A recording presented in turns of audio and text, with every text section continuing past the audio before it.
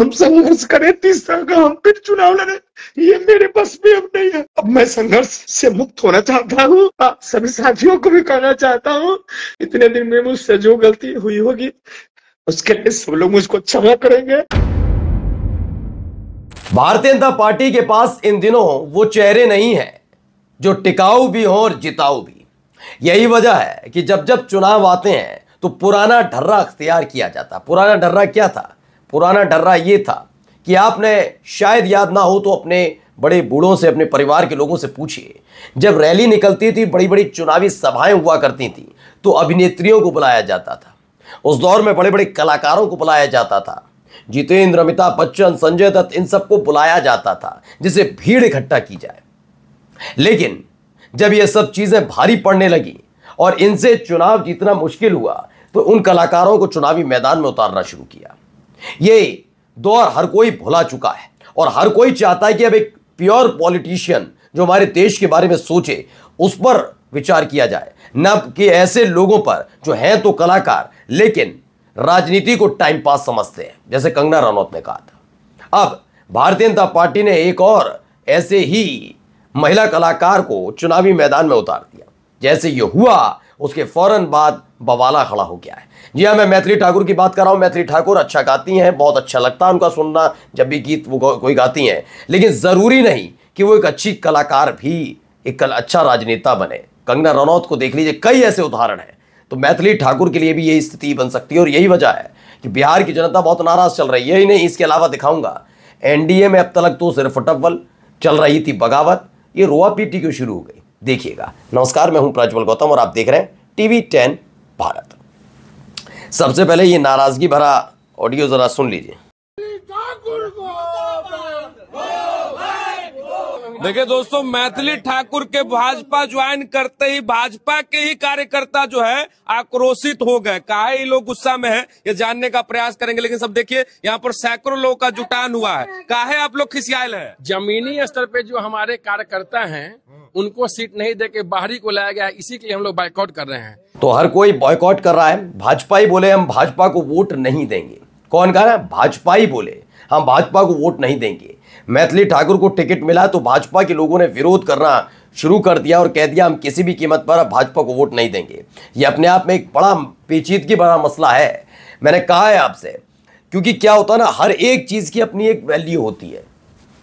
मैं नहीं कह रहा हूं कि मैथिली ठाकुर कैसी हैं कैसी नहीं है, उनकी कार्यशैली के कई तरह के आरोप उन पर लगे कि उन्होंने अपने गांव वालों से ही पैसे की डिमांड कर दी थी। वो सही थी गलत थी अलग मसला हो सकता है, क्योंकि कलाकार जब कला के लिए काम करता है तो मसला अलग होता है। लेकिन जब आप राजनीति में आते हो तो आपको ये पहले बताना होता है कि आप कितने बड़े त्यागी रहे हैं। मतलब बलिदान कर सकते हैं, त्याग कर सकते हैं, पैसा ही आपके लिए सब कुछ नहीं है। ये आपको राजनीति में आकर जरूर बताना पड़ता है, उससे ही आपकी समाज सेवा कितनी रहेगी उस पर तैयारी होती है। अब कई तरह के आरोप लगे इनके ऊपर कि गांव वालों से पैसा ले लिया, खान मांगा था, उन पर नहीं थे, फिर भी ये नहीं मानी, नहीं आई। हो सकता है एक बड़ा कार्यक्रम इनको मिला हो, ना आया हो, लेकिन अब बीजेपी के नेता खुद अपनी ही बीजेपी की प्रत्याशी के विरोध करने लगे तो क्या हुआ? ऐसे में कलाकारों को मुझे लगता है राजनीति से दूर रखना चाहिए। नए में रखे तो इस घटना के बाद तो रखेंगे ही, क्योंकि अब हालत वाकई खराब होती नजर आ रही है। देखिए क्या, भाजपा के लोगों का यह विरोध उनकी उसी विकास समावेश की राजनीति का मुखौटा उतार देता है जिसका भी दावा करते। एक प्रतिभाशाली कलाकार मैथिली ठाकुर को टिकट देना सराहनीय कदम था, लेकिन अपने ही घर में इसके विरोध ने भाजपा की वास्तविक सोच को बेनकाब कर दिया है। यह घटना साबित करती है कि उनकी नीतियां और कार्यशैली अब जनता के सामने है। जब दल के भीतर संकीर्ण मानसिकता और विषमता बनी रहेगी तब तक ऐसे विवाद होते रहेंगे। जनता अब इस आत्मघाती शौर्य को समझ चुकी है और अगली बार मतदान के जरिए ही इसका जवाब देगी, कहते हैं। दरअसल इसमें थोड़ा सा मैं करेक्शन करना चाहूंगा जो उन्होंने लिखा केवलानंद जोशी ने। मसला ये नहीं है कि वो एक प्रतिभाशाली कलाकार हैं या नहीं, मसला ही नहीं है। ये सब जानते हैं मैथिली ठाकुर अच्छा गाती हैं, बहुत अच्छी बात है, लेकिन वो कलाकार होकर राजनीति अच्छी करेंगी, ये एक बड़ा सवाल है। क्या जनता के बीच रह पाएंगी? अगर कल उनका कोई प्रोग्राम बुक हो जाता है, कहीं प्रोग्राम करने जाती हैं वो, तो वो जाएंगी ही नहीं? क्या कह देंगी मैं सांसद हूं नहीं जा पाऊंगी, वो विधायक मैं नहीं जा पाऊंगी, छोड़ देंगी? नहीं, वो अमूमन बिहार में नहीं रहती है। इसी बात को लेकर और बिहार के लोगों में गुस्सा है कि कम से कम एक कलाकार भी होता, चलो हमने मान भी लिया एक कलाकार होता, लेकिन वो बिहार में तो रहता। आज तक मैथिली ठाकुर उनके परिवार के लोगों ने बताया नहीं कि वो बिहार छोड़कर दिल्ली में शिफ्ट क्यों हुए थे, लेकिन अचानक से अब टिकट मिलने की बारी आई तो मोदी जी अच्छे भी लगने लगे। फिर बताया गया कि कैसे एक दौर था आरजेडी का, उसकी वजह से हमें आना पड़ गया, हम छोड़ छाड़ कर आए। ऐसी कोई कहानी उनके पिता ने आज तक नहीं बताई थी। ऐसे में लोग विश्वास नहीं कर पाते हैं कि इतने दिनों तक मैथिली ठाकुर ये थोड़ी ना एकदम जानकारी में आई, उससे पहले भी थी, जानकारी में आती थी तो आज बता सकती थी। खैर, यह सिर्फ एक टिकट का विरोध नहीं बल्कि भाजपा की नींव में दरार का संकेत है। जब भाजपा ही कहने लगे कि हम भाजपा को वोट नहीं देंगे तो समझ लीजिए बगावत सिर्फ मैथिली ठाकुर जी के टिकट तक सीमित नहीं बल्कि दल के भीतर जल रही आग का बयान है। यह भी कहा जा सकता है, यह बड़ी बात है कि हाँ यह हालात है। जनता पूछ रही कब तक बिहार के लिए क्या किया बहन जी, अब तक बिहार के लिए क्या किया बहन जी। बस भजन गाकर राष्ट्रभक्ति के व्यूज बटोरे हैं, विकास की धुन अब तक नहीं छेड़ी, ये पूछा जा रहा है इनसे। यानी मैथिली ठाकुर के जरिए वही हालात हैं जो भी हाल ही में पवन सिंह के आने पर बने थे। सोचिए इनके पास जिताऊ उम्मीदवार नहीं होते जिनके दम पर ये दावा कर दें कि चुनाव जीत जाएंगे।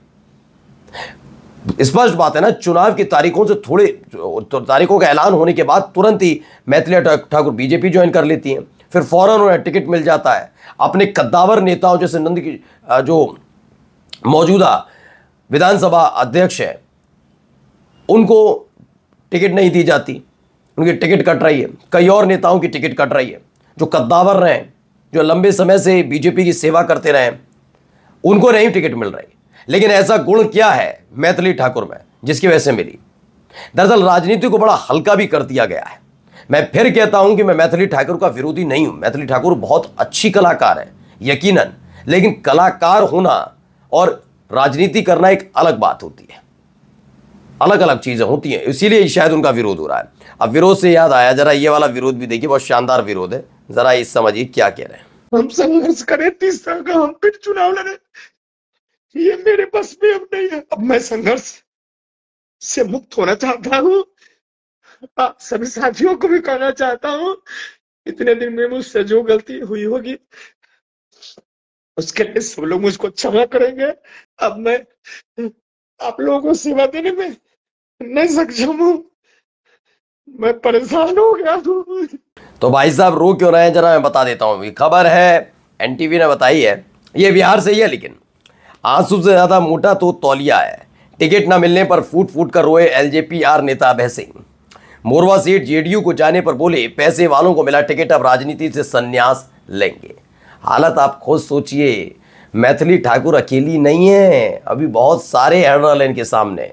नवंबर में देखते जाइए आगे आगे खेला क्या होता है। अभी तो सिर्फ शुरुआत भर है, शुरुआत में ही बीजेपी के पसीने छूट गए। पहले साथी नाराज हुए, फिर साथी के साथी नाराज हुए, फिर बीजेपी वाले नाराज हुए, अब हर तरफ से टेसुए बहाए जा रहे हैं। नमस्कार।